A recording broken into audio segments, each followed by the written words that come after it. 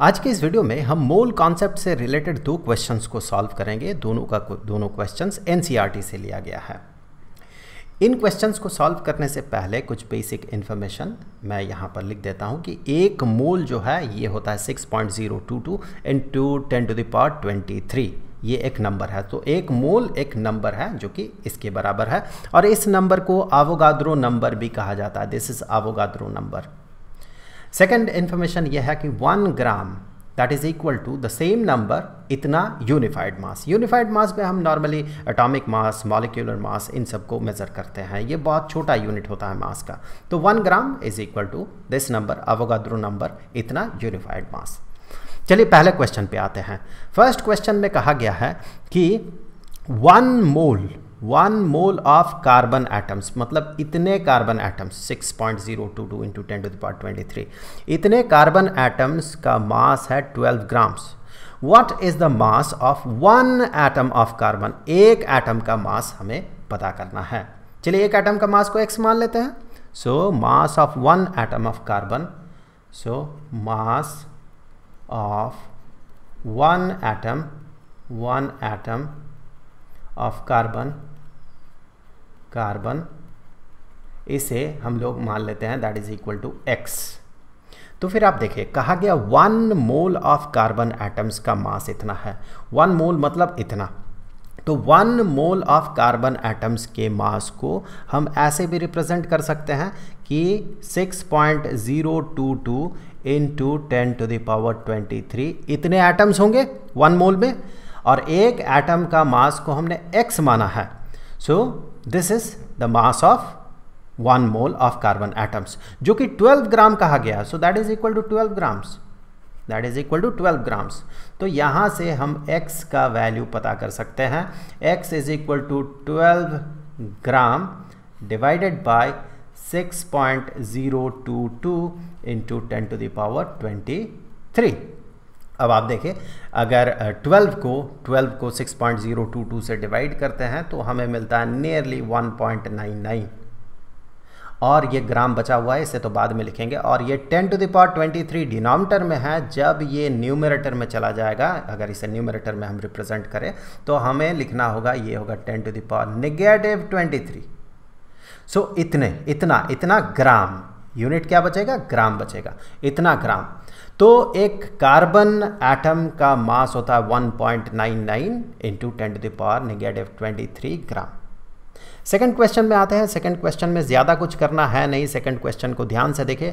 कहा गया which has more number of atoms. सिर्फ इतना कहा गया, कितना एटम है ये नहीं पूछा गया। Which has more number of atoms. 100 ग्राम का सोडियम और 100 ग्राम का आयरन। देखिए एक सोडियम का मास है 23 यूनिफाइड मास। एक आयरन एटम का मास है 56 यूनिफाइड मास। तो कौन ज़्यादा मैसिव हुआ, सोडियम एटम या iron atom? Obviously iron atom ज़्यादा मैसिव हुआ, 56 यूनिफाइड मास का है। सोडियम तो 23 यूनिफाइड मास का है। तो यहाँ पर कैलकुलेशन करने की ज़रूरत नहीं है, यहाँ पर आप कॉमन सेंस लगा दें। सपोज 100 ग्राम का एक सैंपल है। 100 ग्राम, इस बक्से में 100 ग्राम का कुछ रखा हुआ है और इस बक्से में भी 100 ग्राम का ही सामान रखा हुआ है। 100 ग्राम्स। ये जो पहला वाला बॉक्स है इसमें बड़े बड़े पार्टिकल्स रखे हुए हैं, भारी भारी मान ले बॉल रखा हुआ है, 10-10, 20-20 ग्राम का बॉल रखा हुआ है। ऐसे मान ले आप, ऐसे भारी भारी बॉल रखा हुआ है। मान ले 10 ग्राम का बॉल रखा हुआ है, 10 ग्राम का। हर एक बॉल जो है 10 ग्राम का है। और यहाँ पर छोटे छोटे बॉल्स रखे हुए हैं, छोटे छोटे, बहुत ही छोटे छोटे। 2 ग्राम का बॉल रखा हुआ मान ले। तो किसमें नंबर ऑफ पार्टिकल्स ज़्यादा होगा? इसका मास कम है, छोटे छोटे, बहुत ही छोटे छोटे यहाँ पर पार्टिकल्स हैं, बहुत ही छोटे छोटे बॉल्स हैं। तो किसमें नंबर ज़्यादा होगा? ऑब्वियसली इसमें नंबर ज़्यादा होगा। तो 100 ग्राम का सोडियम, 100 ग्राम का सोडियम में नंबर ज़्यादा होगा, क्योंकि सोडियम का मास कम है, इसमें एटम का नंबर ज़्यादा होगा। 100 ग्राम के आयरन में एटम का नंबर कम होगा, क्योंकि आयरन जो है ये ज़्यादा मैसिव है, इसका मास ज़्यादा है। तो कॉमन सेंस से हम ये कर सकते हैं। अगर मान ले आपको नंबर पता करना हो दोनों का ही, तो मैं यहाँ पर फॉर्मूला आपको लिख दे रहा हूँ। नंबर अगर आपको पता करना है कि कितने एटम्स यहाँ पर है, कैसे पता करेंगे आप? चलिए सोडियम वाला ही केस ले लेते हैं, मैं पूरा कैलकुलेशन नहीं करूँगा, मैं सिर्फ फॉर्मूला आपको दे रहा हूँ। सोडियम वाला ही एग्जाम्पल ले लेते हैं। 100 ग्राम ऑफ सोडियम, इसमें कितने पार्टिकल्स होंगे? लेट्स से कि इसमें n पार्टिकल्स है, इसमें नंबर ऑफ पार्टिकल्स n है। ये सोडियम मान ले, ये सोडियम है, नंबर ऑफ पार्टिकल्स n है, और एक एक पार्टिकल का मास कितना है? 23U। सो टोटल मास हो जाएगा इसका n into 23U। n number of particles है, एक एक पार्टिकल का मास 23U है। That is equal to 100 grams. So that is equal to 100 grams. हमें नंबर ऑफ पार्टिकल पता करना है, तो number of particles is equal to, यहाँ से हम कह सकते हैं 100 ग्राम डिवाइडेड बाय 23U। अब ग्राम और U में तो कैंसल आउट नहीं होगा ये, तो या तो U को ग्राम में या फिर ग्राम को U में कन्वर्ट करना होगा, यूनिफाइड मास में कन्वर्ट करना होगा। क्या करें? आसान होगा, ग्राम को अगर यूनिफाइड मास में कन्वर्ट कर दे, because 1 gram is equal to this 6.022 into 10⁻23 unified mass. तो ये आसान है। तो यहाँ से अब हम लोग क्या करेंगे? हम सीधे लिखेंगे 100 और ग्राम के जगह पे हम लिख देंगे यहाँ पर 6.022 इंटू 10⁻23 और इतना unified mass, because that is equal to 1 gram. This is equal to 1 gram, जो कि इस ग्राम को हमने सब्सटीट्यूट किया, डिवाइडेड बाय 23U। कैंसिल कर दें, यहाँ पर U कैंसिल हो जाएगा, बिकॉज हम क्या पता कर रहे हैं? हम नंबर पता कर रहे हैं। तो ये एक डायमेंशनलेस क्वांटिटी होगा, यहाँ पर कोई यूनिट नहीं आएगा, तो यूनिट कैंसिल हो गया। अब आप कैलकुलेशन कर लें।